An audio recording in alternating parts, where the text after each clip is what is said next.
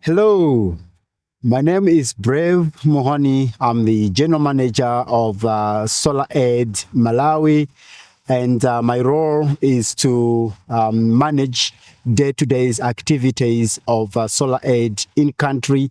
At the same time, coordinate with our colleagues in the UK in the areas of fundraising, stakeholder engagement, donor relationship, and all that. Outside my day-to-day role as a general manager, I'm also the sitting president of Renewable Energy Industries Association of Malawi, an institution that Solar Aid is also supporting to help us in the areas of advocacy, looking at sector-wide activity development, engagement with other development partners, and of course aligning our work with the government. So today I'm here to answer questions that you might have. So thank you very much.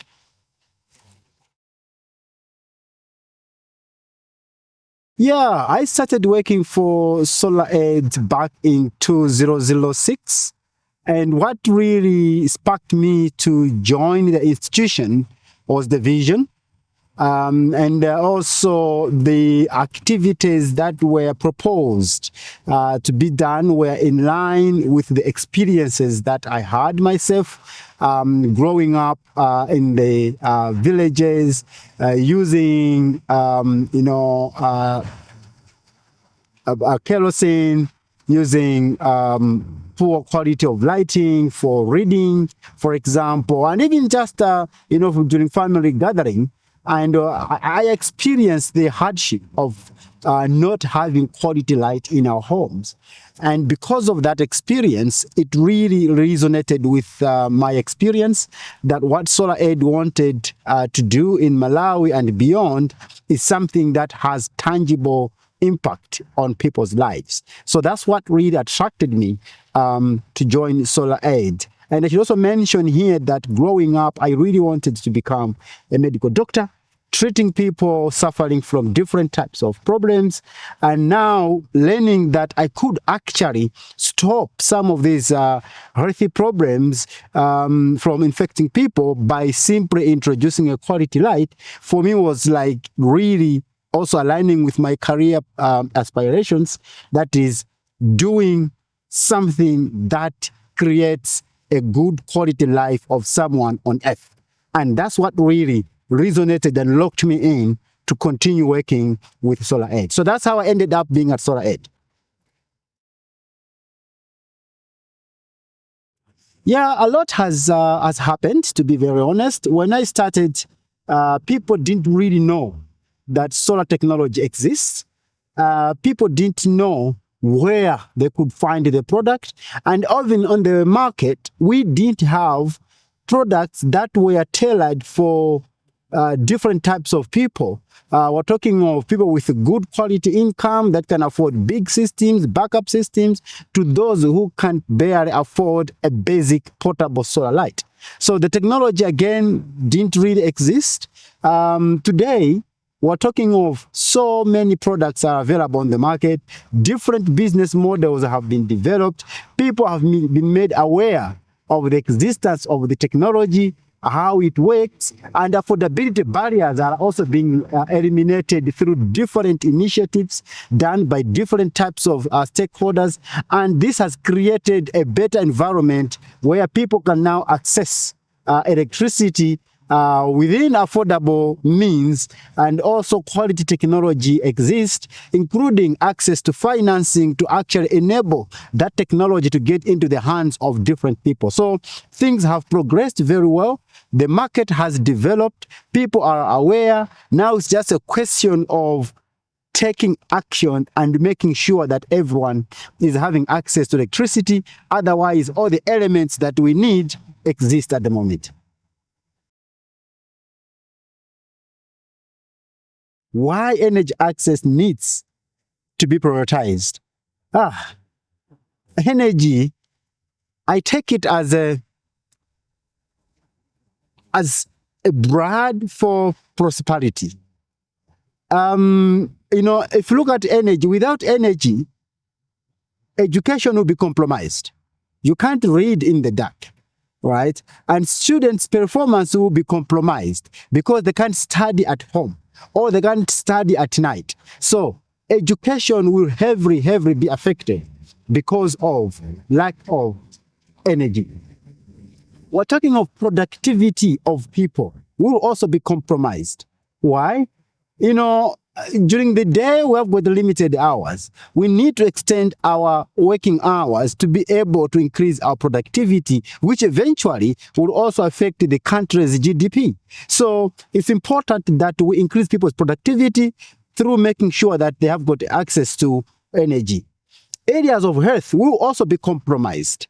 We need quality light. We need consistent energy to deliver our mothers in the maternity wards. The nurses, midwives need access to clean light, bright light to be able to see when they are helping a mother delivering at night. We're talking of doctors. They need to do surgeries. They need quality light. They need consistent energy. So we're talking of saving life here. It's not just about energy. It's about saving life. At the same time, we're talking about access to quality transport. We need, energy to be able to move produce from farms to the market and back. And all these things need energy. So we're talking about prosperity, creating business opportunities. All that needs energy. Our factories need energy, to produce, transform the farm produce into finished products that consumers now can use. We need energy. So energy is at the center stage of everything. In basic terms, energy is the catalyst of prosperity and quality life here on earth. So we need to prioritize it because that's the source of everything that we want to see here on earth. Yeah, actually, this question ties nicely with the previous question about why we need to prioritize energy. And 100%, basically, we are living the dream. Basically, with 100%, we want to demonstrate that everyone on earth can have access to electricity, to energy, regardless of where they are living, regardless of their income levels, regardless of how poor they are. We can find a solution and get energy to them. So with 100% energy access, basically we are bringing electricity or energy access to everyone in a predefined location, predefined households that we want to reach and demonstrate that it is doable. So basically, we have identified a location, one of the remotest and poorest region in Malawi, where there are about 8,000 households in this location. And the goal is to electrify everyone through different initiatives, of course. Some can pay easily, perfect.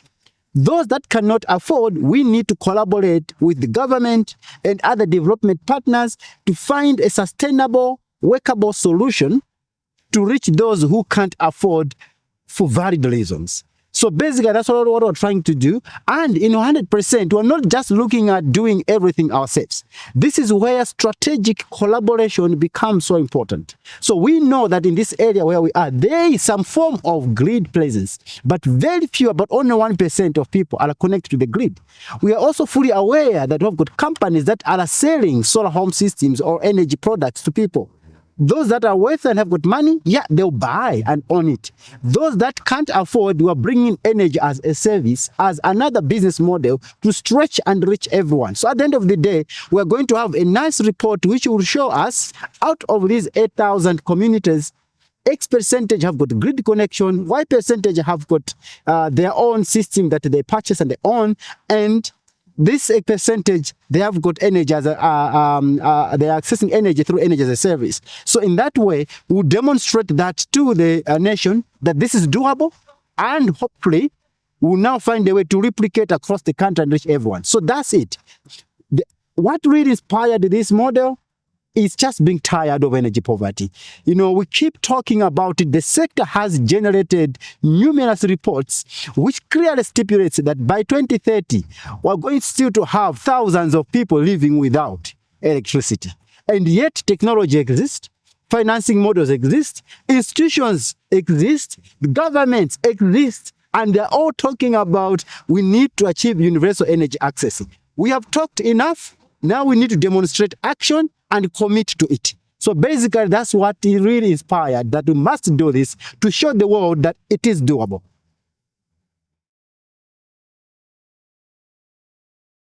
Yeah, it is an example. Basically, Light a Village is challenging the status quo.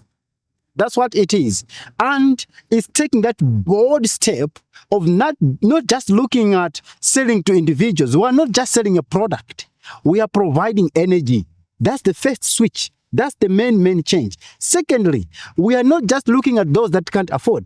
We are opening up an opportunity of everyone signing up. That's why we have removed the access barrier, which is a deposit. If you sign up and you want to become one of the individuals accessing energy as a service under Light a Village program, you don't have to provide or pay any upfront cost. All you need is just that commitment that you look after the system that is being installed in your home.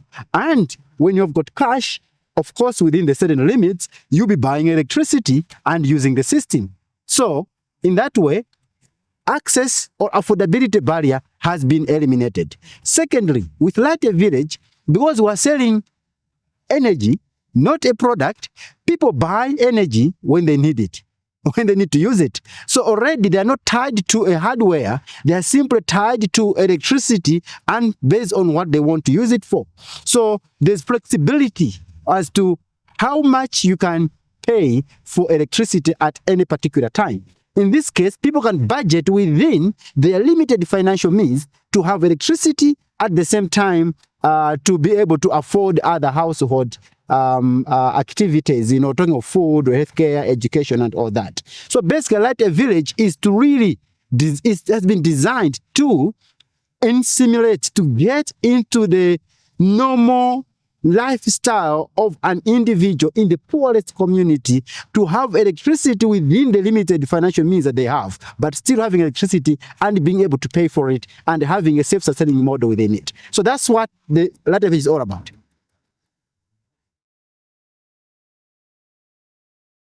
Yes. Actually, the one which is coming on top of my head right now is the acceptance by the Principal Secretary of Ministry of Energy, when he said, this is the model that we need to combat energy poverty in Malawi, and we support you fully, we are behind you. That alone gave us confidence that this is not just us trying to do things, it aligns with the development agenda of the nation. And what we are doing is to help Malawi to move forward, develop, move from poverty to prosperity. And if we are adding value, we are playing our role. That's so exciting, inspiring, and motivating to continue. Secondly, was the moment when we looked at the National Rural Electrification Master Plan. And we clearly defined areas where Ministry of Energy was planning not to go in the next 5 years, in the 5 to 10 years, because it's not in the master plan to go there. So for us, looking at the magnitude or the size of the population, which is likely to be left out by 2030 because there's no plan to electrify them now, again, that motivated, gave the relevance that we need to do this now because it is solving a huge problem that the country is facing. So when you look at Light a Village, it's a pre-electrification model. We know that at some point these people will need grid connection because grid can do more. But before grid comes in, they should still have some form of quality access to electricity. That's why Light a Village is a pre-electrification model, and the breakthrough point is the alignment with the National Rural Electrification Strategy and the acceptance of the leadership of Ministry of Energy, acknowledging that it's a model that is filling in the gap and they are fully behind it. Yeah, we are coming from the background of selling the product, selling the hardware. And this is conventional models that exist on the market. Of course, we do also have pay as you go. That's people paying to own the product as they are using it. That exists, but it has its own limitations because not everyone can afford even just a deposit to start paying for that system. So it has got its own limitation. With energy as a service, we are completely switching from selling a hardware to a customer to selling electricity that a customer needs to use. That's the biggest shift. And our pressure is not how many products you have sold. No, it's about how many households have got electricity in their homes and they can use it at any particular time. So here we're talking about sustained access to electricity, because selling a product or hardware, it has also its own limitations in the sense that at some point, that product will stop working. It has got a limited lifespan. Then there is a chance that that household will run out of power. They will go back to living in the darkness because the system is broken and they have to find money to replace it. With energy as a service, they don't have to worry about that because that's our job, to maintain the system at all times and making sure that they've got electricity every single day. And that's a big shift. So what we're offering here is really a service. It's really to save customers, to sell electricity, not to sell the product, and providing sustained access to electricity, which you don't get if we're selling a product to consumers.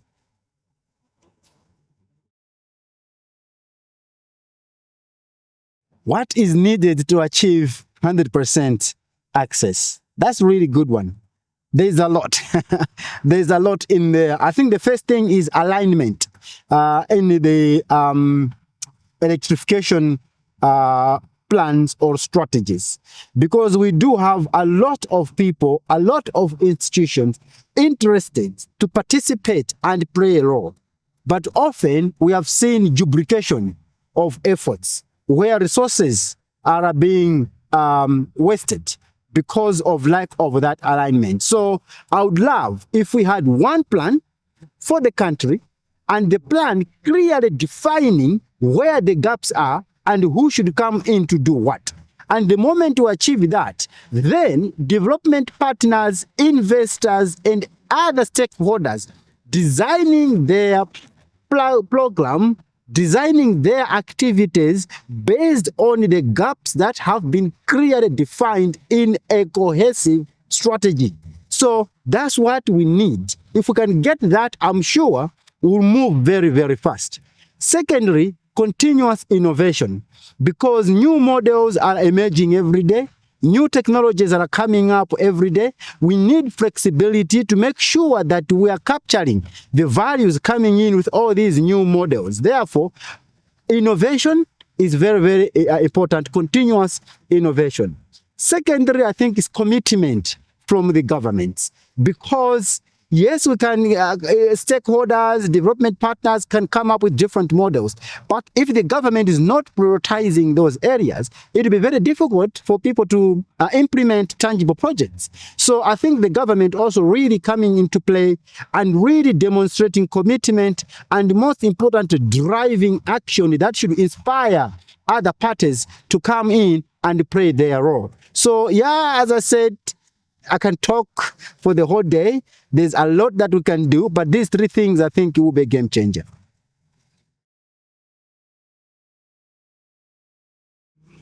The dream. My dream is total community transformation from poverty to prosperity. It makes me feel sad that Malawi is always ranked one of the poorest countries in the world. And yet we do have a lot of resources. It's something that I think we need to wake up ourselves and say enough is enough. Guys, let's go on the ground and work to change our life. So my dream is through this 100% model that we are doing, we can really inspire a lot of people to stand up, take action, and bring in solutions that can transform someone's life sustainably here in Malawi. So that's my dream, is really a total community transformation from poverty to prosperity through the work that we're doing on 100%.